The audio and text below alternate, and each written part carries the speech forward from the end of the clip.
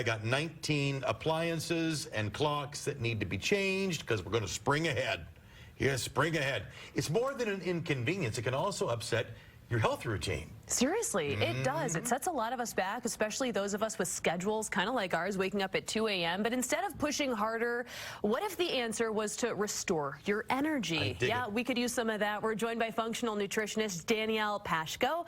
She is telling us how we can really support our bodies during this time, this upcoming weekend. Danielle, thanks for joining us. Thank you for having me. All right, lay it on us. What's the most important thing we can do? Is it exercise, meditation, Tai Chi? More water. More water? Good question. You're naming all the things I was going to say before I said them. Absolutely. Those are all great practices. We really want to look at energy refueling because we're coming off this like winter hangover. So getting outside, getting some sunlight, getting that movement in, really aggressive hydration, good nutrition. I also love herbs that help to energize you and regulate your cortisol levels. All of that really counts.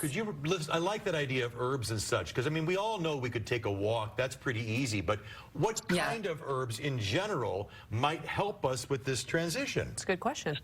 Well, I like to look at herbs in terms of their properties and how they can affect you energetically. And Ayurveda has to deal with ancient herbs from India, and they help to regulate our nervous system. So in particular, I happen to love herbs like ashwagandha, which help to manage our cortisol levels and help us have less stress.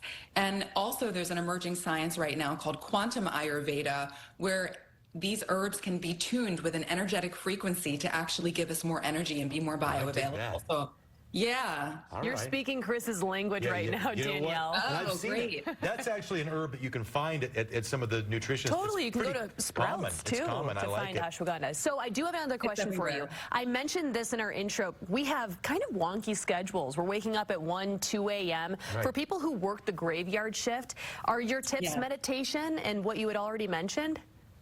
Well, if you're working late nights, that can be a little challenging. But when you get home, if you are in that kind of schedule, be very careful with your electronics. Most people come back, they want to unwind by scrolling or looking at their screens or watching TV. Always. And you don't want, you don't want to get that blue light in your eyes, which suppresses melatonin, which makes you not sleep. A lot of that Wi-Fi can be very disruptive for our brains. So definitely not doing that. If you can just maybe take a bath or do something that's gentle and soothing, because deep sleep is very important to regenerate our cells, to help our brains the next morning. So that's critical. Okay, good to know. One last tip in terms of as we make the switch this weekend, you mentioned vitamin D, like sunshine, getting outside. Is it as simple as a walk, or do we need to do something a little more high impact?